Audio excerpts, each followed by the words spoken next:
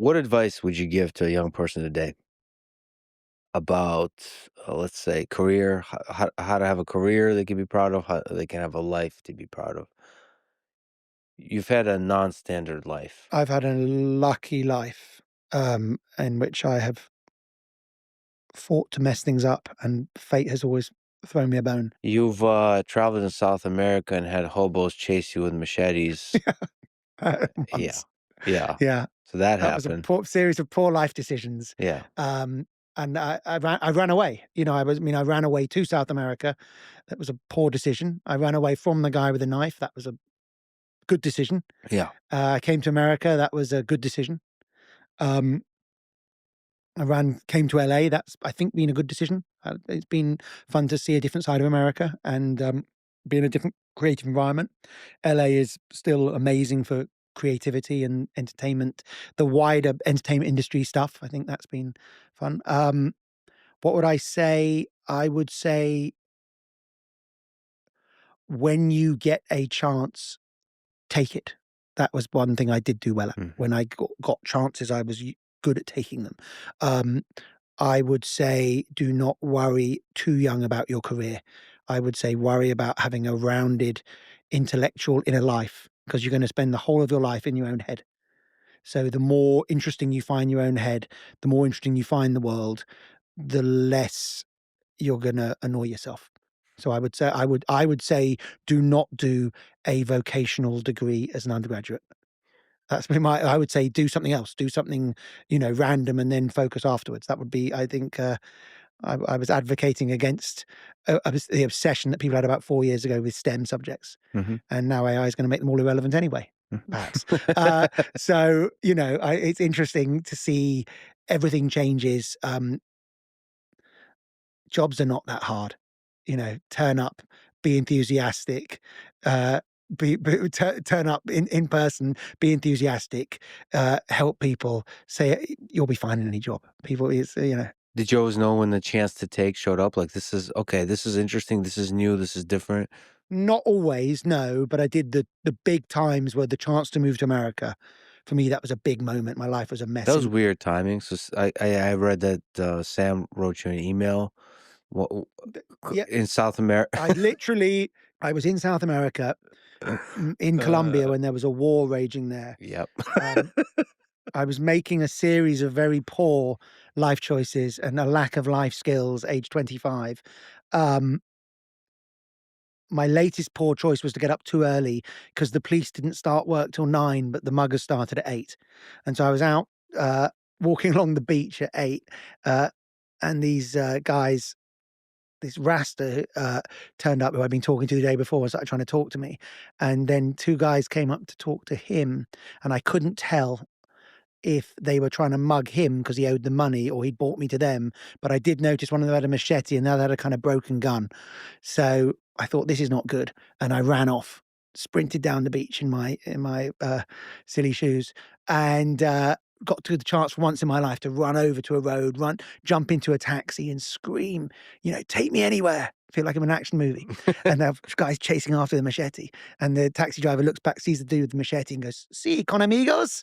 And I'm like, "No, no, no, they're not my friends. Get Yeah. me out of here." And then he drove me up the street into a bit where the town was. It's kind of between the old town and the new town in Cartagena. And I got out of the car and then cut my foot on a rock. That was the sum total of my injuries.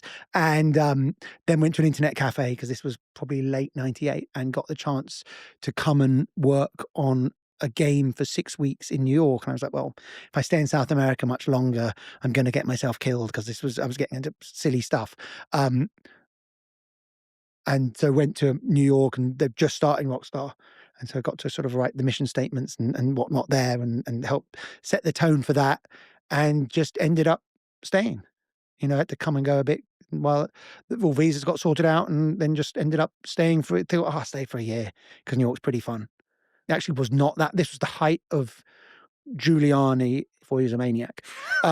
So you couldn't, when you went to bars, you were told you couldn't dance Mhm, because they were trying to clamp down on New York being fun. mhm, So it was actually less fun than London, but there's still a great energy in New York, mhm. and got exposed to the kind of madness of New York capitalism. By the way, as we hear sirens in the background, that always makes me think of New York. Yeah, of Whenever I'm in course. New York, Yeah. there's always sirens. Steam coming out the floor, people screaming at you. I mean, you get people screaming at you in LA at least. Yeah, but it's Uh, more yeah, it's more, it's more spread spread out. You out, can you get a know? bit more quiet here. Yeah. Um, and I loved the energy. You know, it was great to work hard and then be able to go out for dinner late, and yeah, New York was really, really a fun experience for me.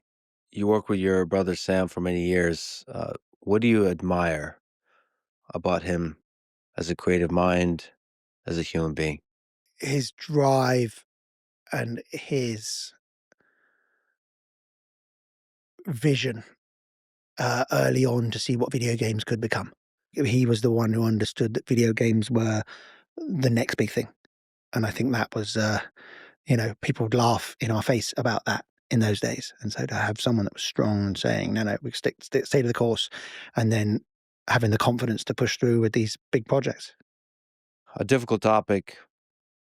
You dedicated the book to your mom and dad, Hmm. and in particular, you wrote to my father who died while I was finishing the book. What have you learned about life from your dad?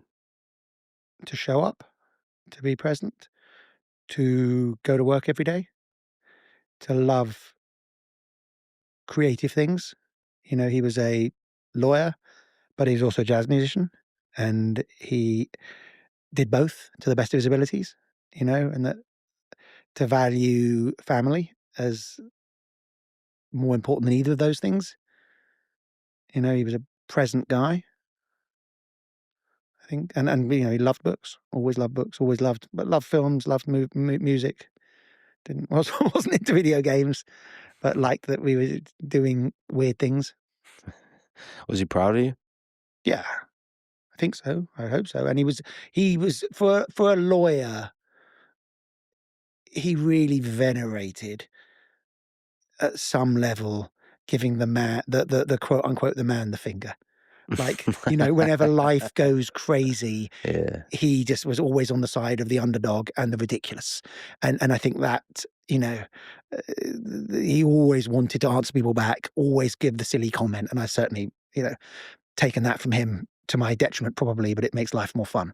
Like he always would just say the obnoxious thing and just didn't give a fuck. And that was, you know, that was, I think that was probably quite inspiring. So you have a bit of that in you. Unfortunately so, yes. Not good at shutting up, not good at towing the line. I think I speak for most of human civilization that fortunately you have that as as part of who you are because it comes through your stories. I think it made school difficult. You know, they sent me to this very formal school Yeah. that was like it might as well have been set in the 1870s, in the 1990s, and but then they want, you know, and I was always getting in trouble just for not for doing anything that wrong, just answering teachers back all of the time. Couldn't be quiet.